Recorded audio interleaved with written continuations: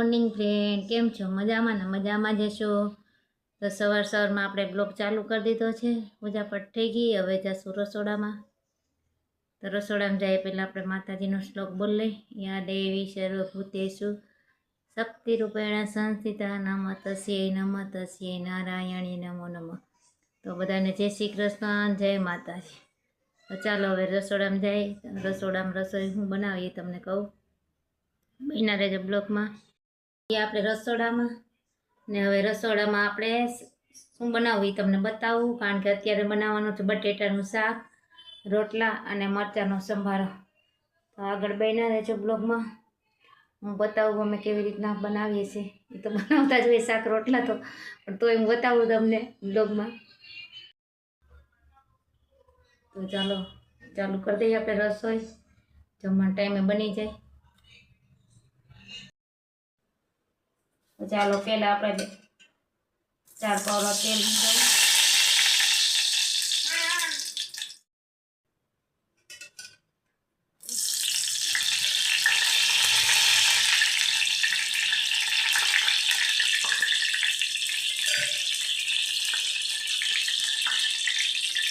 તેલ મૂકી દીધું આપણે.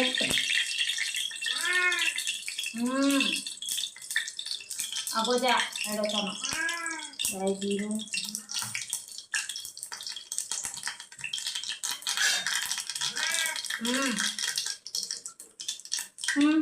અલા બોજા હા વડા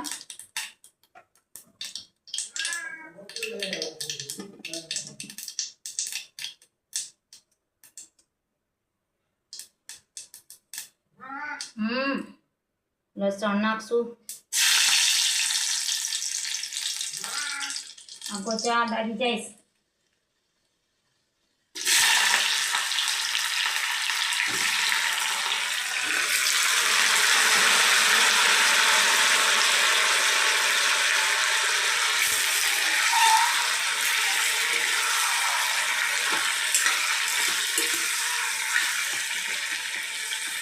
બધું રહી ગયું લાગે અંદર.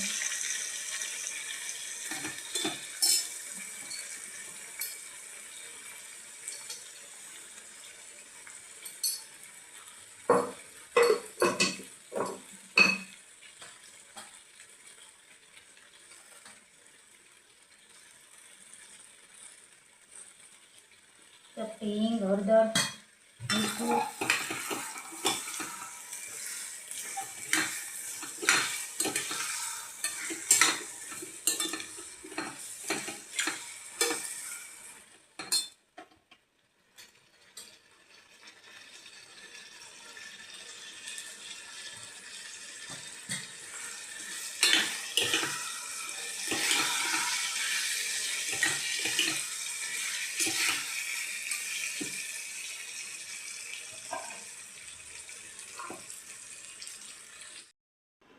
આ માણસ છે ને આરો હોય.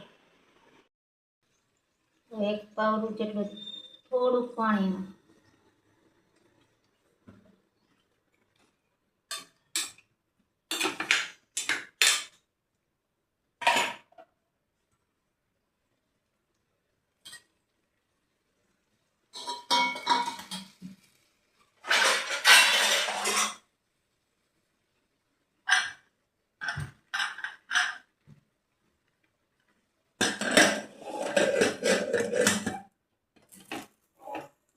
ટમેટું છેલ્લે નાખવાનું, પહેલાં ચડી જાય પછી ટમેટું નાખશું.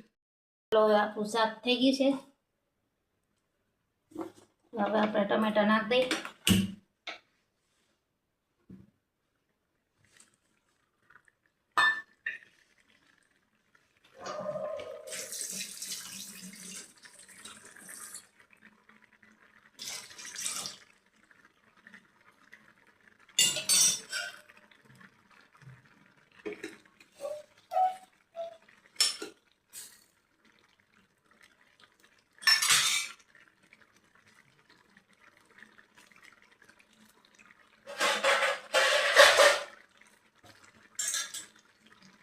થોડીક વાર ચડવા દઈ ઢાંકીને.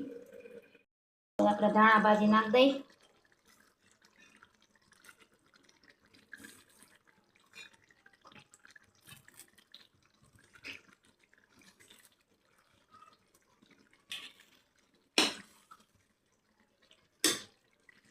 હવે આપણે સંભારો બનાવી લઈએ. લીંબુનો રસ નાખશું, અડધું કાઢું નાખી દેવાનું.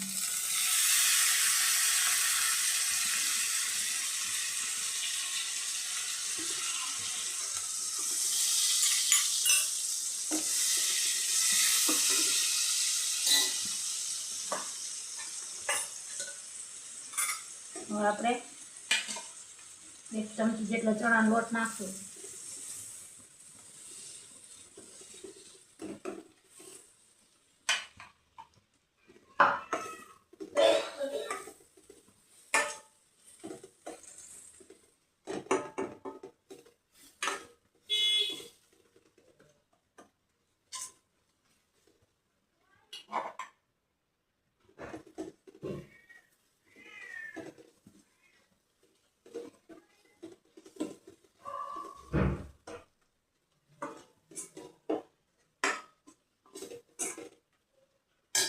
થોડીક વાર ચડવા દે.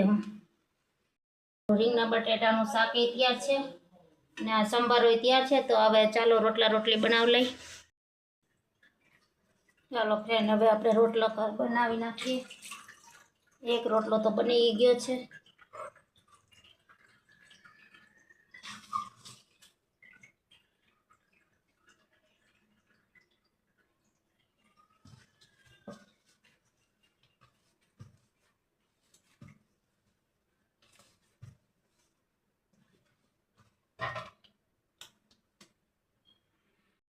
ચાલો ફ્રેન્ડ, હવે આપણે રોટલા બનાવી નાખીએ.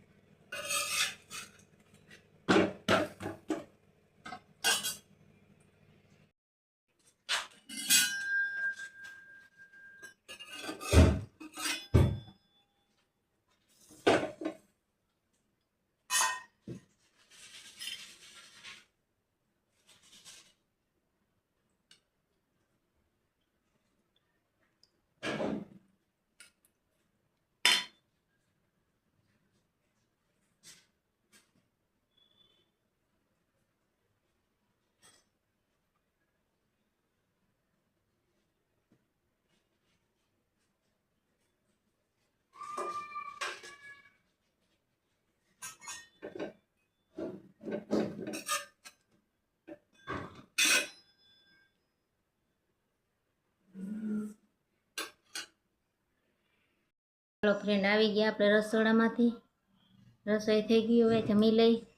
તો બ્લોગમાં આપણે અહીંયા પૂરો કરી દઈશું. તો બ્લોગ સારો લાગ્યો હોય તો સબસ્ક્રાઈબ કરજો, શેર કરજો, લાઈક કરજો ને આવો નવો સપોર્ટ કરતા રહેજો. Good bye.